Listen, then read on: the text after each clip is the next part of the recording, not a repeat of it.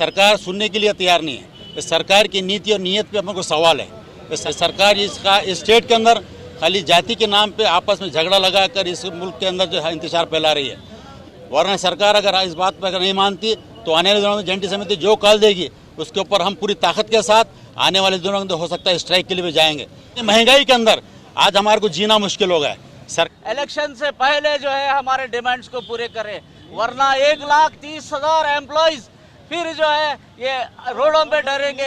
Election के लिए जो है आपको दुश्वारी होगी। हम आप लोगों को चेतावनी देते हैं, 1,30,000 एम्प्लॉइज नहीं है, इनके पीछे खानदानों के खानदान पड़े हुए हैं। आज एक दिन का धरना सारे कर्नाटक स्टेट में डिवीज़न ऑफिस हो या सेंट्रल ऑफिस हो, इनके सामने बैठकर मैनेजमेंट को एक इंटीमेशन, एक चेतावनी देने के लिए ये धरना अनंत सुब्बाराव और प्रोफेसर शर्मा साहब के नेतृत्व में पूरे स्टेट में किया गया है। जैसा कि मीडिया को भी मालूम है, आप लोग भी मुसलसल 3 साल से ये खबरें जो है छाप रहे हैं, टीवी के ज़रिए जो है नशर किए जा रहे हैं। ये खबरें देखते हुए भी जो है मैनेजमेंट जो है आज आँख मूंछ के जो है खामोश बैठी हुई है। 1/1/2020 से जो हमारे डिमांड्स होना था, जो हमारी पे स्केल होना था, इस अभी तक जो है हमारे को बुलाकर जो है ये लोगों ने बात नहीं की। क्योंकि आप देखते हैं कि हमारे सामने क्या KSRTC वर्कर्स की कोई इज्जत नहीं है, क्या दूसरे डिपार्टमेंट के लोगों को जो है पे स्केल जो है उनको बुला के करके दे रहे हैं। स्टेट गवर्नमेंट के सैलरीज को बढ़ा रहे हैं, सेंट्रल गवर्नमेंट के सैलरीज बढ़ रहे हैं। हमारे KSRTC एम्प्लॉइज़ के लिए जो है गवर्नमेंट नज़रअंदाज कर रही है। आप देख रहे हैं कि 3 सालों से कितनी मुश्किल में हमारे एम्प्लॉइज़ जो है अपनी ज़िंदगी गुजर बसर कर रहे हैं, क्योंकि उनके सैलरीज में कमी होने की वजह से ना तो उनके एजुकेशन हो रहे हैं ना कुछ हो रहे हैं। आप जानते हैं कि 1,30,000 एम्प्लॉइज़ जो है हमारे KSRTC में काम करते हैं। इनके ज़िंदगियों का सब दारो मदार जो है सरकार के ऊपर होता है। सरकार जिस तरह से स्टेट गवर्नमेंट के एम्प्लॉइज़ को देख रही है, उसी तरह से जो है हमारे KSRTC के एम्प्लॉइज़ को भी देखने चाहिए। आप जानते हैं आने वाला इलेक्शन है, उसके बाद आप कोड ऑफ कंडक्ट भी लेने वाले हैं। उससे पहले कि सरकार इलेक्शन से पहले जो है हमारे डिमांड्स को पूरे करे, वरना 1,30,000 एम्प्लॉइज़ फिर जो है ये रोडों पे डरेंगे। इलेक्शन के लिए जो है आपको दुश्वारी होगी। आप जानते हैं आपको आगे आने वाले इलेक्शन में जो है किस तरह से दुश्वारी उठानी पड़ेगी। हम आप लोगों को चेतावनी देते हैं, 1,30,000 एम्प्लॉइज नहीं है, इनके पीछे खानदानों के खानदान पड़े हुए हैं।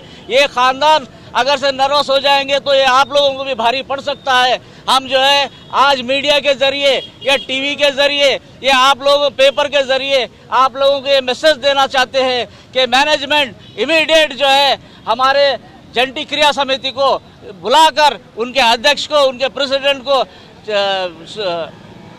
सेक्रेटरी को बुलाकर बात करें, वरना जो है हालात खराब हो जाएंगे। हालात जब बिगड़ेंगे तो जो है ये इसका इल्ज़ाम आप ही के गवर्नमेंट पे होगा। ये बात कहते हुए 2020 से जो हमारे को पे फिक्सेशन होना है वो भरपूर 25% जो है मर्ज करके हमको देना है, क्योंकि हमेशा हमको जो है पिछले 6-7 इनके फिक्सेशन हुए हैं, उन फिक्सेशनों में हमें न्याय नहीं मिला है। इस बार हमको न्याय देकर जो है हमारा काम, हमारे को जो है हमारे सैलरी में जो है बढ़ोतरी करना है। मैं रिक्वेस्ट करता हूं गवर्नमेंट को और जल्द से जल्द जो है ये काम को जो है तकमील करके हमारे प्रॉब्लम को सॉल्व करे। धन्यवाद। मैं Syed Ismail Patel, chief vice president SC/ST union, सदस्य क्रिया समिति। आज सेंट्रल ऑफिस के सामने तमाम स्टेट के अंदर जहां डिवीज़न ऑफिस है और जहां सेंट्रल ऑफिस है, एक दिन का धरने का जंटी समिति तरफ से ऐलान किया गया था। उसी ऐलान के तहत हम लोग आज सेंट्रल ऑफिस के सामने धरने पर बैठे हुए हैं। सरकार से हमारा एक ही डिमांड है कि पिछले 3 साल से हमारे जो चार्ट ऑफ डिमांड्स हमने सबमिट किए थे, हर 4 साल में हमारा पे स्केल होना है, मगर 3 साल हो गए मैनेजमेंट और गवर्नमेंट हमसे बुलाकर बात करने को तैयार नहीं है। हमारा डिमांड एक ही है कि हमारे जो चार्ट ऑफ डिमांड हैं, सरकार और ट्रांसपोर्ट मिनिस्टर हमारे जो समिति के तमाम जिम्मेदारों को बुलाकर उस प्लेटफॉर्म के ऊपर बैठ के बात करके हमारे जो है जो भी डिमांड्स उस पर डिस्कशन करें और उसका मसले का हल निकालें। पिछले 3 साल से सिर्फ ट्रांसपोर्ट मिनिस्टर और गवर्नमेंट की तरफ से खाली जो है टालम टोली का धंधा किया जा रहा है। इससे पहले हमने कई मरतबा जो है सरकार के सामने हमने रिक्वेस्ट की कि हमारी जीनियन डिमांड है इसके ऊपर बात की जाए। ये पहली मरतबा ऐसा है कि इतनी देर तक हमारी डिमांड नहीं हुई। इससे पहले हमारे साल 1.5 साल के अंदर हमारे चार्टर डिमांड जो भी थे उसके ऊपर डिस्कशन होता था, बात होती थी, सरकार हमारी डिमांड को मानती थी। ये सरकार सुनने के लिए तैयार नहीं है। ये सरकार की नीति और नीयत पे हमको सवाल है। ये सरकार चाहे तो एक ही दिन के अंदर बुला के हमारे बात करके सरकार जो है मसले करने आती है। ये सरकार इसका इस स्टेट के अंदर खाली जाति के नाम पे आपस में झगड़ा लगाकर इस मुल्क के अंदर जो है इंतजार फैला रही है। ये सरकार को चाहिए कि हमारे जो डिमांड है, जो चार्टर डिमांड्स के ऊपर पूरा तवज्जो देकर इमीडिएट मसले का हल निकाले, वरना आने वाले दिनों के अंदर जंटी समिति 2012 और 2016 के अंदर हमारी डिमांड के लिए हमने रोडों के ऊपर अपने स्ट्राइक करके हमने अपने मसले का हल निकाला था। वरना सरकार अगर इस बात पर अगर नहीं मानती तो आने वाले दिनों में जंटी समिति जो कॉल देगी उसके ऊपर हम पूरी ताकत के साथ आने वाले दिनों में हो सकता है स्ट्राइक के लिए भी जाएंगे। इसलिए मैं सरकार से अपील करता हूँ। बदकिस्मती की बात यह है कि हमारे को कोई ऐसा ट्रांसपोर्ट मिनिस्टर आज तक नहीं मिला कि मजदूरों के मसाइल को सुनकर मसले का हल निकाले। एक तरफ तो मैनेजमेंट में मसले, एम्प्लॉयज़ के ऊपर बेइंतहा हरासमेंट है, हर बात के ऊपर मेमो और चार्जशीट का बाजार गर्म है। ऑफिसर्स के अंदर जो है एम्प्लॉयज़ के साथ कोई नरमी का मामला नहीं है। इतनी तकलीफ में, इतनी महंगाई के अंदर आज हमारे को जीना मुश्किल हो गया है।